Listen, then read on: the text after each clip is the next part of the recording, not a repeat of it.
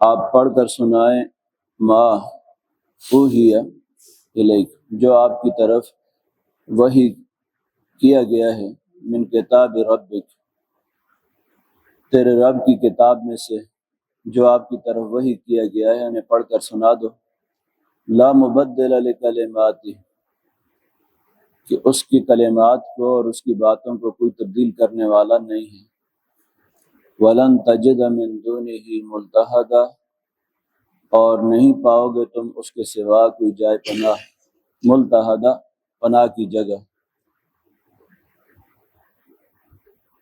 اصحاب کہف کا واقعہ تفصیل کے ساتھ ذکر کرنے کے بعد اب دوبارہ خطاب ان لوگوں کی طرف ہے جو نبی اکرم صلی اللہ علیہ وسلم کے دور میں آپ کے مخاطب تھے، مشرکین مکہ خاص طور پر، اور جو سوالات اٹھانے والے لوگ تھے، سوالات کرنے والے لوگ تھے، ان کی جو مختلف فرمائشیں تھیں ان کا بھی ذکر کیا گیا۔ اور اس آیت کریمہ میں دعوت کا کام کرنے والوں کے لیے بہت اہم ہدایت ہے۔ جو لوگ اللہ تعالیٰ کی طرف دعوت دیتے ہیں ان کے لیے بنیادی ضابطہ یہ ذکر کیا گیا ہے کہ اللہ کے دین کو جوں کا توں بلا کم و کاست، بغیر کسی کمی بیشی کے اللہ کے دین کو دوسروں تک پہنچائیں۔ یہ نہ دیکھیں کہ کون ان سے خوش ہوتا ہے اور کون ان سے ناراض ہوتا ہے۔ اگر کوئی مشرک ہے، شرک کی بات کرنے سے وہ ناراض ہو جائے گا تو دین کی بات ہی نہ کی جائے۔ اگر کوئی بدعت کرنے والا ہے اور بدعت کی بات کی جائے تو وہ ناراض ہو جائے گا۔ تو ایسا نہیں، یہ دین اس طریقے سے نہیں پہنچانا، اور یہ نہ حکمت والی بات ہے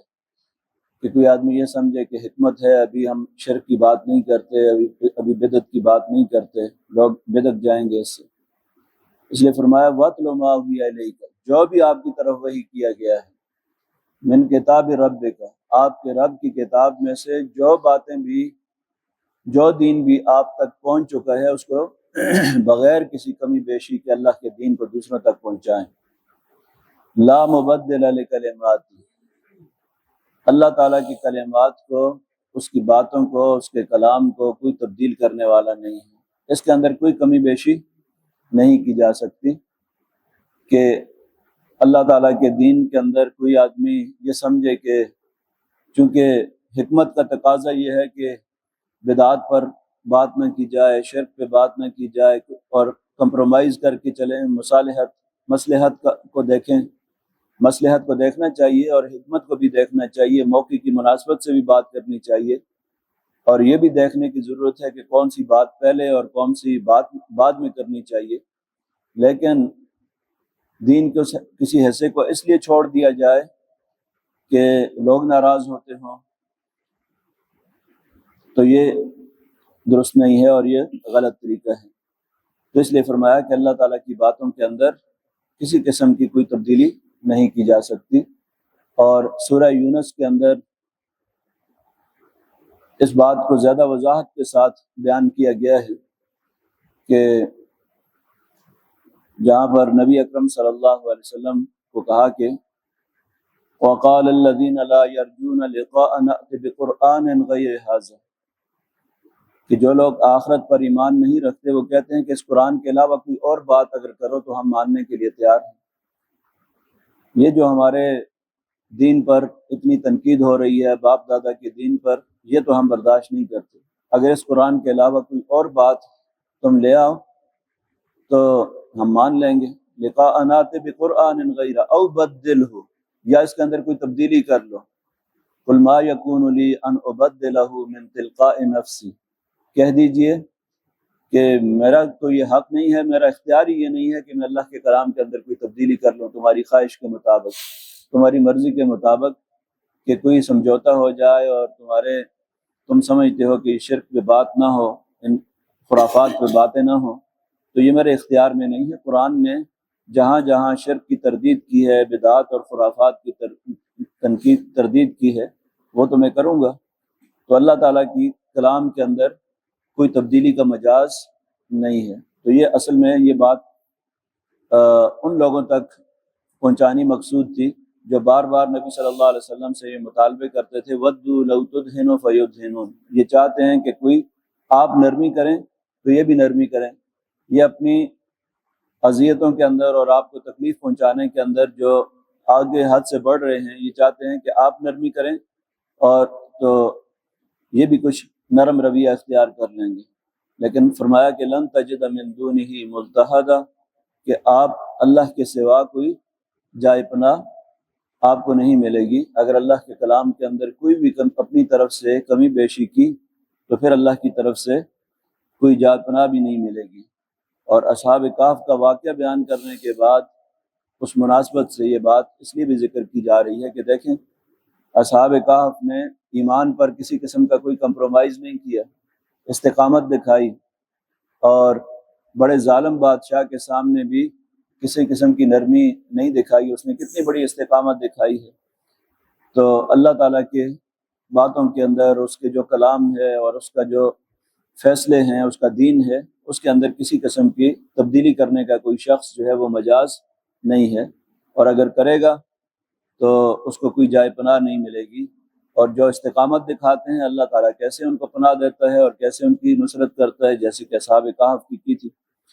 وَاصْبِرْ نَفْسَكَ مَعَ الَّذِينَ يَدْعُونَ رَبَّهُمْ بِالْغَدَاةِ وَالْعَشِيِّ يُرِيدُونَ وَجْهَهُ وَلَا تَعْدُ عَيْنَاكَ عَنْهُمْ تُرِيدُ زِينَةَ الْحَيَاةِ الدُّنْيَا وَلَا تُطِعْ مَنْ أَغْفَلْنَا قَلْبَهُ عَنْ ذِكْرِنَا وَاتَّبَعَ هَوَاهُ وَكَانَ أَمْرُهُ فُرُطًا۔ وَاصْبِرْ نَفْسَكَ، آپ اپنے آپ کو روکے رکھیں ان لوگوں کی مجلس میں مع الذین یدعون ربہم، جو اپنے رب کو پکارتے ہیں، بالغدات، صبح بھی، والعشی، اور شام کو بھی، صبح و شام اپنے رب کو پکارتے ہیں، ان لوگوں کے ساتھ آپ اپنے آپ کو وابستہ کر دیں، ان کے ساتھ اپنے آپ کو روک کے رکھیں۔ وَاصْبِرْ، صبر سے مراد یہاں پر اپنے آپ کو روک کے رکھنا ان لوگوں کی مجلس کے اندر جو صبح شام اپنے رب کو پکارتے ہیں، یریدون وجہ، جو اللہ کی رضا چاہتے ہیں، ولا تعد عیناک عنہم، ان سے آپ نظر ہٹائیں بھی نہیں، ترید زینت الحیات الدنیا، تم دنیا کی زینت چاہتے ہو، ولا تطع من اغفلنا قلبہ عن ذکرنا، اور ان لوگوں کے دباؤ میں نہ آئیں، ان کی بات نہ مانیں جن کے دل کو ہم نے غافل کر دیا ہے اپنے ذکر سے، واتبع ہواہ،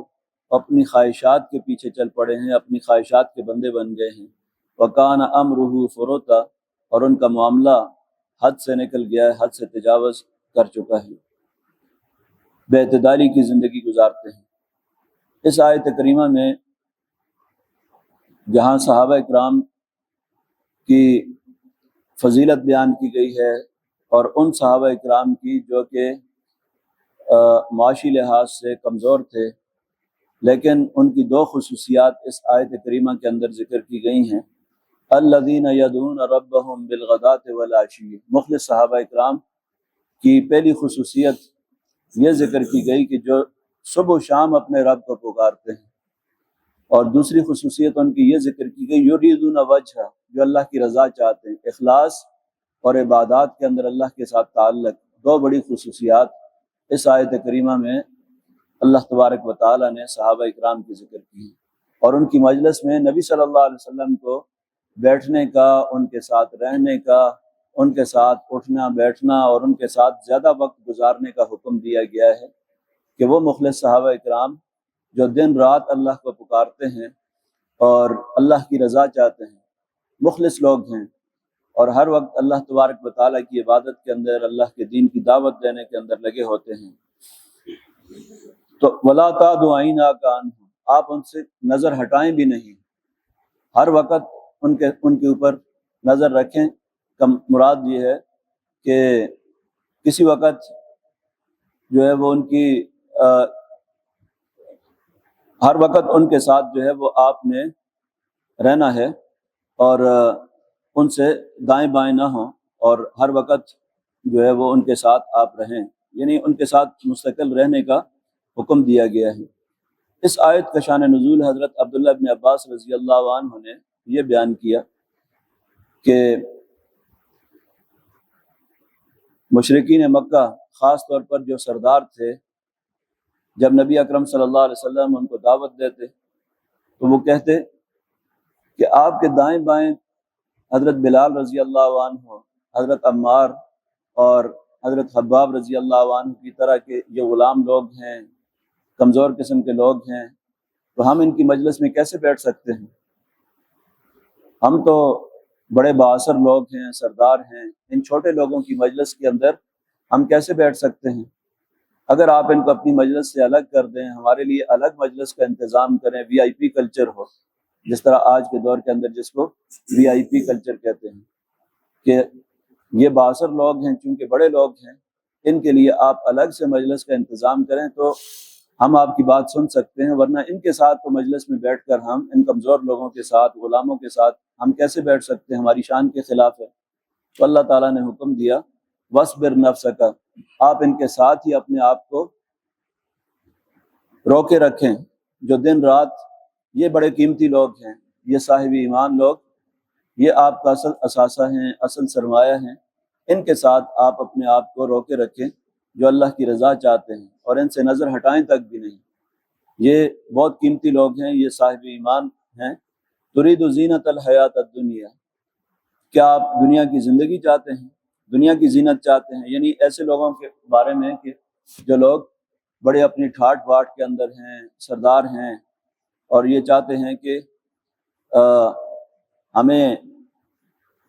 وہ پروٹوکول دیا جائے اور اس طرح کا جو ہے ہمارے ساتھ سلوک کیا جائے کہ ہم دنیا کے اندر جو ہے وہ بڑے صاحب منصب لوگ ہیں۔ لا تطع من اغفلنا قلبہ عن ذکرنا، آپ ایسے لوگوں کی بات نہ مانیں جن کے دل کو ہم نے غافل کر دیا ہے اپنے ذکر سے۔ اغفلنا قلبہ، ہم نے غافل کر دیا ہے۔ یہ اللہ تعالیٰ کی طرف سے، یعنی ان کے اوپر جو اللہ تبارک و تعالیٰ کی طرف سے سزا ہے، وہ سزا کے مستحق ہو چکے، اور سزا کے مستحق کیوں ہیں؟ اغفلنا قلبہ، جس طرح جگہ جگہ قرآن کے اندر ذکر کیا جاتا ہے کہ ان کے دلوں پر ہم نے مہر لگا دی، تو یہاں پر یہ بات ذکر کی جا رہی ہے کہ ان کے دلوں کو ہم نے غافل کر دیا، اور دلوں کو غافل اللہ تعالیٰ انہی کے کرتا ہے جن کے اندر تکبر ہو، غرور ہو، عناد ہو، ہٹ درمی ہو، اللہ تعالیٰ انہی کے دلوں کو غافل کر دیتا ہے۔ تو اللہ تعالیٰ نے ان کے لیے ہدایت کا دروازہ بند کر دیا ہے، اس لیے کہ وَاتَّبَعَ هَوَاهُ، یہ اپنی خواہشات کے پیچھے چلتے ہیں، اللہ کے دین کے بجائے، حق کے بجائے، سچائی کے پیچھے چلنے کے بجائے اپنے نفس کے بندے بن چکے ہیں۔ اور تیسری صفت ان کی یہ ذکر کی وَكَانَ أَمْرُهُ فُرُوطًا، اور ان کا معاملہ حد سے نکل چکا ہے، یعنی اللہ تعالیٰ کی نافرمانی کے اندر، اس کی بغاوت کے اندر، اس کی سرکشی کے اندر یہ حد سے نکل چکے۔ تو یہ تین صفات جن لوگوں کے اندر ہوتی ہیں ان کے لیے اللہ تعالیٰ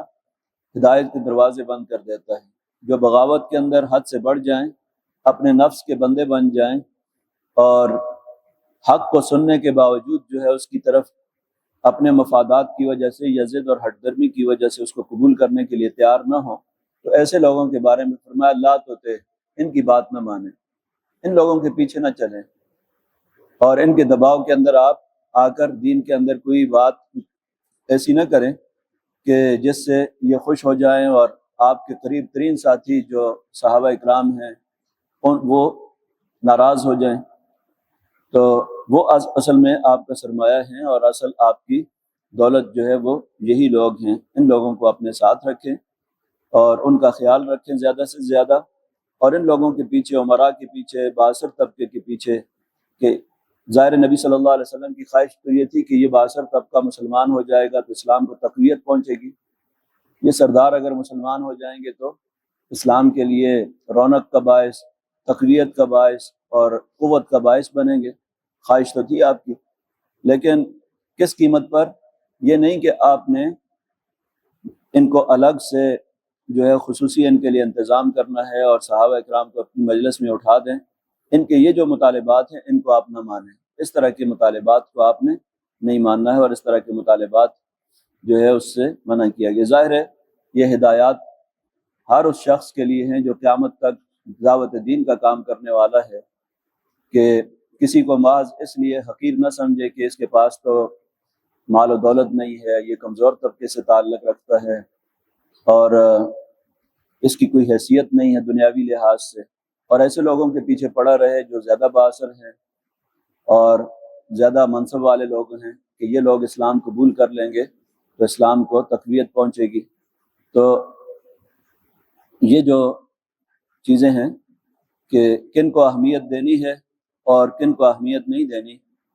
اس کا اصول جو ہے ان آیات کریمہ کے اندر اللہ تبارک و تعالیٰ نے ذکر کر دیا ہے۔ دعا ہے کہ اللہ تعالیٰ ہمیں بھی قرآن مجید کی صحیح سمجھ اور اس پر عمل کرنے کی توفیق عطا فرمائے۔